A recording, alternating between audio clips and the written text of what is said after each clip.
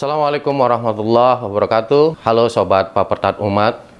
Pagi ini kita kembali kepada perbincangan kita ya untuk melanjutkan seri podcast yang kita rencanakan dengan 6 seri. Nah, pagi ini kita akan mengulas tema inovasi teknologi pada masa perubahan iklim dalam mendukung swasembada pangan. Dengan tagline Paperta Umat, Islami, unggul dan berdaya saing. Baik Sobat Paperta Umat, pagi ini kita kedatangan tamu guru besar sekaligus akademisi, ahli budidaya dan fisiologi serta pasca panen. Beliau adalah Profesor Insinyur I. Komang Damarjaya MSc AGR PhD. Beliau pernah menjabat sebagai Direktur Pasca Sarjana Universitas Mataram dan aktif juga dalam berbagai asosiasi pertanian, dimulai dari Pragi, kemudian ada Horti, ya Perhimpunan Hortikultura, kemudian ada HPMSI, ya Himpunan Petani Sejahtera dan Makmur Indonesia. Ini baru-baru digagas lagi untuk aktivitas beliau. Kita sapa dulu ya narasumber kita. Selamat pagi, Prof. Selamat pagi. Bagaimana kabarnya, Prof? Kabar baik, terima kasih. Ya, alhamdulillah. Sehat. Ya, kita mengulas tentang tema yang memang saya lihat ini sesuai dengan Prof. Komang Damarjaya, karena waktu saya kuliah juga salah satu materinya kaitannya dengan iklim yang waktu itu pernah disampaikan. Nah, bicara masalah inovasi teknologi sebenarnya apalagi dalam bayang-bayang ancaman El Nino, Prof, itu bagaimana caranya supaya kita bisa memaksimalkan swasembada. Nah, kita tahu bersama bahwa Indonesia ini dari sisi inovasi teknologi itu sangat tertinggal, Prof.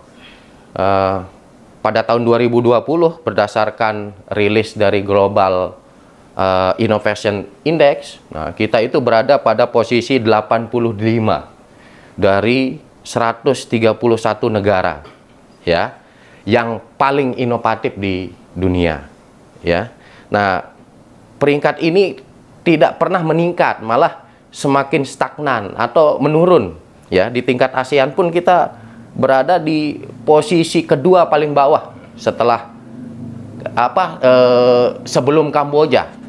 Dan ini tentunya menjadi PR kita bersama sesungguhnya bagaimana memaksimalkan potensi sumber daya manusia yang ada untuk membuat inovasi-inovasi ya, baik itu di tingkatan akademisi maupun di masyarakat umum.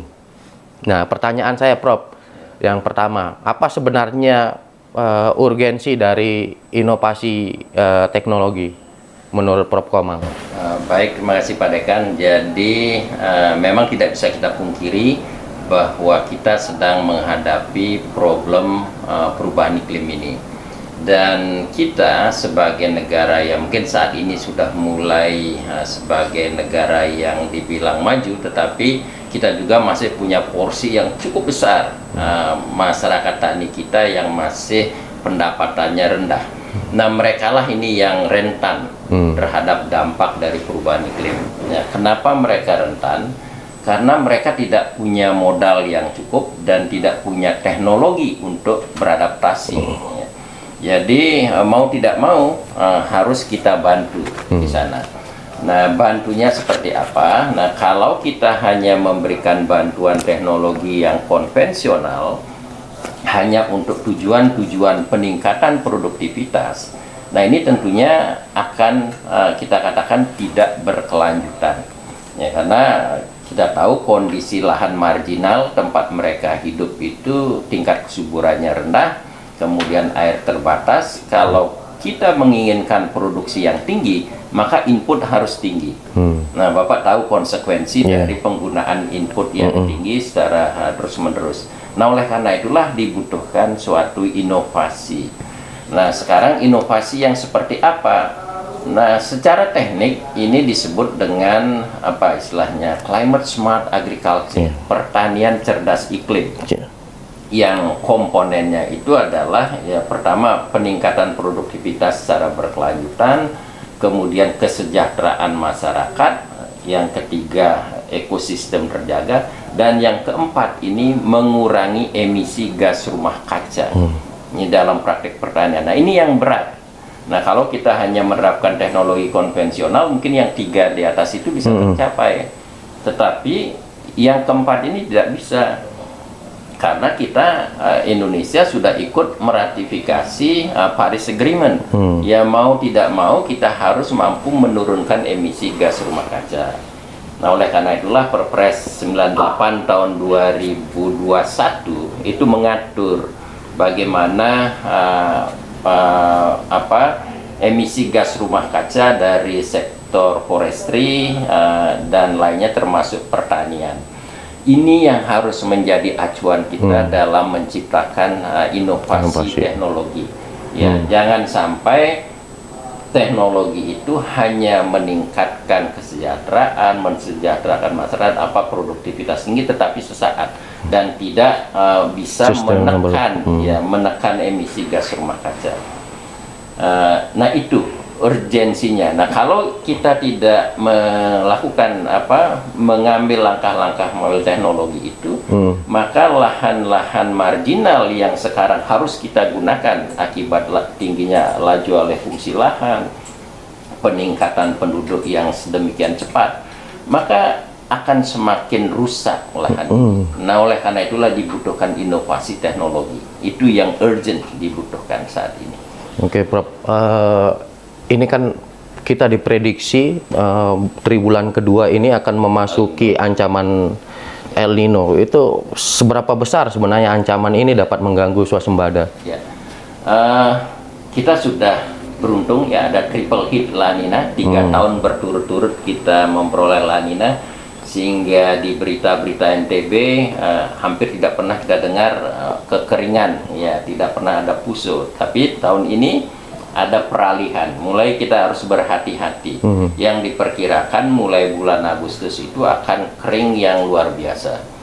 Nah, ini tentunya harus kita cermati betul ya. Kalau dari pemerintah pusat sudah berusaha melakukan stok beras ya, karena El Nino ini tidak hanya mengancam Indonesia ya, semua negara mungkin di kawasan kita akan terancam, sehingga harus ada strategi bagaimana mengatasi itu kalau benar-benar ini mengancam petani.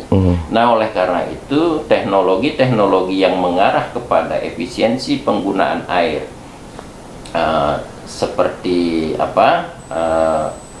teknologi irigasi tetes, kemudian bagaimana mencari varietas yang lebih adaptif terhadap kondisi kekeringan, kemudian bagaimana meningkatkan kapasitas menahan air, water holding capacity dari dalam tanah, termasuk supaya mikroba-mikroba bermanfaat di dalam tanah itu juga bisa membantu di dalam mengambil air dan unsur hara itu. Nah, kalau dilihat pertanyaannya bagaimana potensi El Nino ini sangat besar dampaknya. Karena dalam beberapa tahun yang lalu kita selalu mendengar di bulan September, Oktober itu selalu ada berita kekeringan. Dan kita beruntung 3 tahun terakhir aman, karena itu kita dipengaruhi oleh La Nina. Nah, oleh karena itulah inovasi teknologi ini sebenarnya dibutuhkan, tetapi rupanya kita kurang bersiap pada saat kita beruntung kena La Nina, kita di Nina bobokkan khususnya di lahan kering. Semestinya pada saat itu sudah mengambil langkah-langkah strategis untuk menghadapi El Nino ini. Oke, Prof. Selanjutnya kan kita punya problem di tingkatan masyarakat itu diantaranya kurangnya minat masyarakat dalam khususnya petani ini dalam menggunakan dia bertani kemudian memanfaatkan teknologi. Sedangkan di satu sisi sesungguhnya tuntutan dari inovasi teknologi ini sangat tinggi. Bagaimana bisa dimanfaatkan saat ini yang berkembang kan ada teknologi yang tenaga listrik, kemudian yang artificial intelligence, ya. Itu salah satunya kecerdasan buatan. Nah, contohnya itu ada traktor otonom tanpa awak, kemudian ada drone pemupukan, penyemprotan hama, kemudian untuk GIS, GIS itu juga bisa dimanfaatkan melalui teknologi itu. Nah, sebenarnya teknologi yang seperti apa yang harus dikembangkan di sini untuk mendukung pertanian berkelanjutan kita, Prof? Kalau untuk yang GIS itu memang butuh ilmuwan ya dalam hal pemetaan segala macamnya. Yang untuk petani yang sangat dibutuhkan karena saat ini kan cenderung anak muda jarang mau malas ya, gengsi ya, karena panas lah, karena kotor lah. Nah, oleh karena itu mau tidak mau ya harus kita menyesuaikan kondisinya. Nah, salah satu contoh saat ini saya bekerja bersama-sama dengan teman dari Fakultas Teknik yang elektro dan teknologi informasi dalam membuat irigasi tetes bertenaga surya. Ya meskipun saat saya kuliah di Sydney Uni tahun 90 itu sudah mulai dikembangkan. Ya, jadi irigasi tetes bertenaga surya, tetapi kemudian dikontrol menggunakan HP. Nah, jadi semua sensor yang ada di lapang itu nanti akan terbaca oleh HP. Nah, baru minggu yang lalu teman-teman yang dari Fakultas Teknik sudah memasang penguat sinyal di Gumantar yang nantinya kita bisa mentransfer data dari Gumantar ke Mataram. Nah, jadi untuk awalnya kita mulai dari sana untuk memastikan sistemnya bekerja. Nah, nantinya yang ini yang pertama teknologi mengganti tenaga listrik menggunakan tenaga surya ini untuk pompanya. Yang kedua itu adalah bagaimana mengendalikan alat itu dengan perangkat ya saat ini HP. Nah, itu sedang kami kerjakan yang kalau nanti sudah berjalan bagus, anak-anak muda itu akan gampang sekali. Ya, jadi kapan dia menunjukkan titik layu tanaman itu bisa dimonitor di HP-nya, kemudian langsung ditekan tombol sampai mencapai kapasitas lapang. Nah, dengan demikian kita berharap nanti anak-anak muda itu akan lebih tertarik, apalagi sudah ada drone untuk mengelola hama, penyakit sekarang. Nah, itu ya seolah-olah mereka bermain.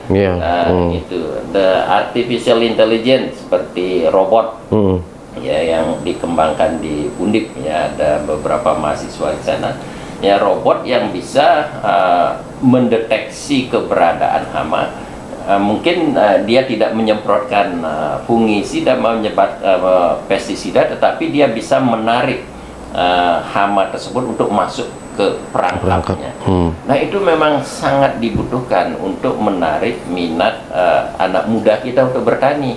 Ya, kalau tidak kita mengandalkan petani kita yang tua yang yang sudah sangat sulit untuk merubah cara bertaninya, tidak mungkinlah kita bisa mencapai swasembada pangan.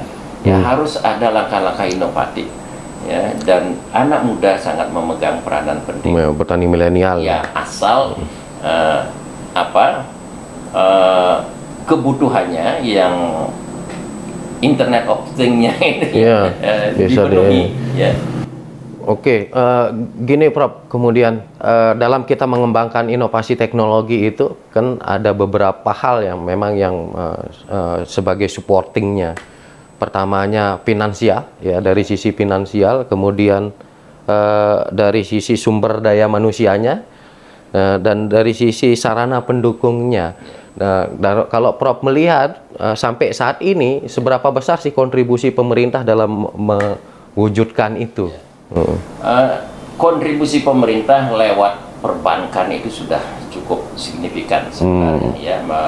Program KUR ya, saya 5 tahun mendampingi beberapa petani mulai dari Labangka, Pelopok, Pelampang, di Jeruwaru sampai ke utara itu.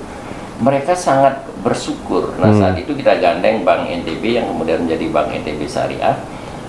Itu sangat bersyukur dengan KUR yang diberikan, yang disubsidi oleh pemerintah, yang biasanya mereka sangat tergantung dari para rentenir, kemudian mendapatkan KUR itu sudah luar biasa.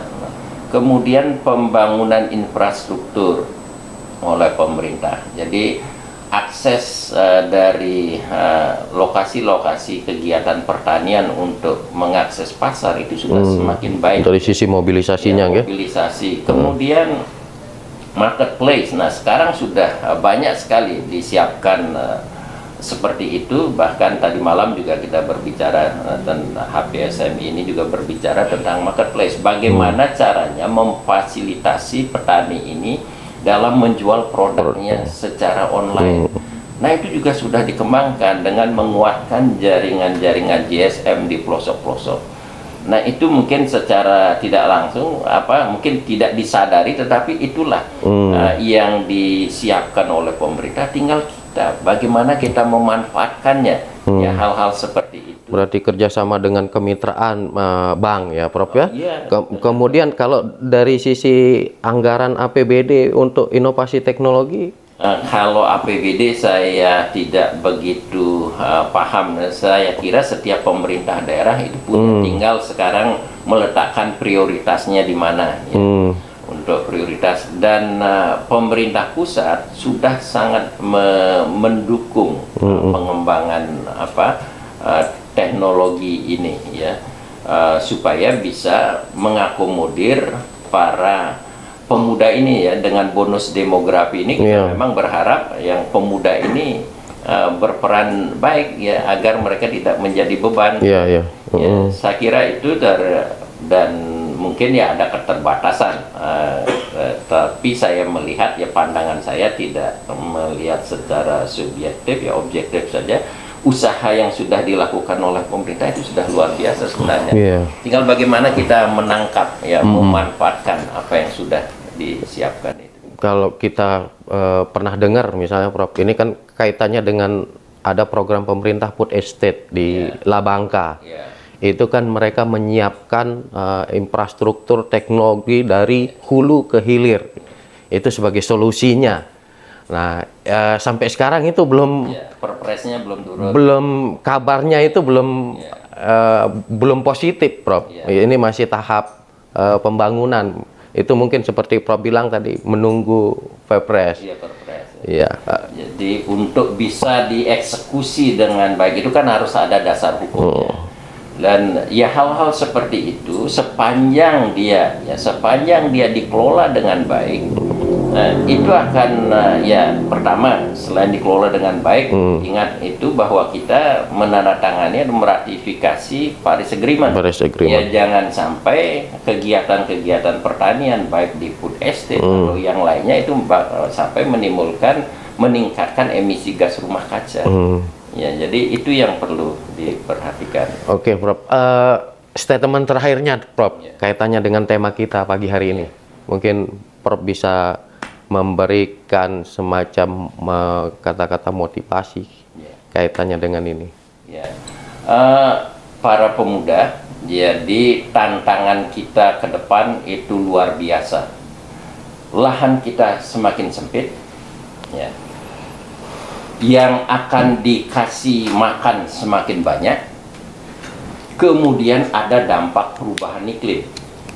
Nah, kira-kira siapa yang bisa mengatasi ini? Siapa yang bisa memberikan Anda, anak Anda kemudian, dan mungkin cucunya ke depan, bisa memberikan makan, kalau tidak Anda yang harus cerdas mengatasi persoalan ini? Persoalan lahan yang semakin sempit, kebutuhan pangan yang semakin banyak pada kondisi perubahan iklim.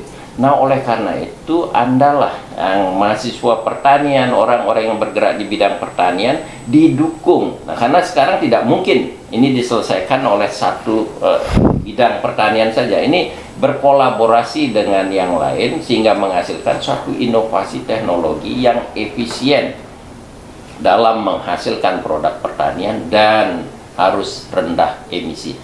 Itu yang harus dikerjakan oleh anak-anak muda kita. Tantangannya berat, memang nyaman, tidak melakukan apa-apa, tetapi di kemudian hari Anda akan merasakan dampaknya. Ya. Semangat anak muda. Oke, demikian tadi bincang-bincang substansif kita dengan Prof. Komang Damarjaya.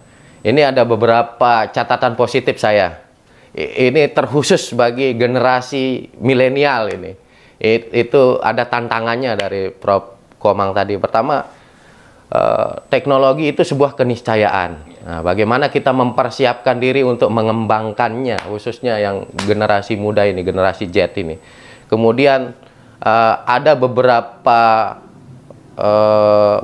pendukung untuk teknologi ini, diantaranya kesiapan finansial, kesiapan sumber daya manusia, kemudian sarana dan prasarana pendukung, dan itu menjadi perhatian kita bersama, bukan hanya perhatian pemerintah tentunya. Kemudian yang ketiga, ada ancaman El Nino, kemarau. Ini menjadi inspirasi inovatif kita untuk berpikir bagaimana sesungguhnya membuat sebuah terobosan-terobosan. Nah, tentunya ini menjadi pancingan bagi kaum muda sekalian. Akhirnya saya Budi Wiryono selaku host dari acara podcast kita pagi hari ini, saya ingin mengucapkan terima kasih Prof. Insinyur Komang Damarjaya yang sudah berkesempatan untuk kita share ilmu kepada sobat Paperta Umat. Demikian podcast kita pagi ini. Sampai ketemu di podcast seri berikutnya. Terima kasih atas perhatiannya. Assalamualaikum warahmatullahi wabarakatuh.